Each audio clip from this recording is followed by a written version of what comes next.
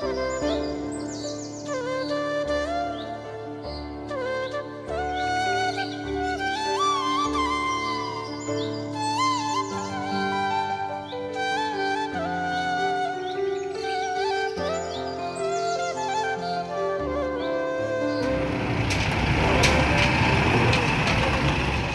नाव मुझम्मिल मुबारक इनामदार. मी इयत्ता 9वी मध्ये शिकतो.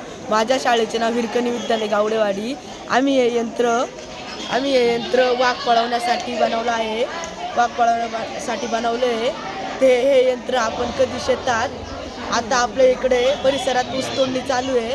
आपल्या वाघाचे आणि बिबट्याचे हे असे प्राणी आहे. हे प्राणीपासून आपल्याला भीती आहे. यासाठी आम्ही हे बनवले आहे. याच्यात कार्पेट टाकून त्याच्यात पाणी थोडं टाकायचं.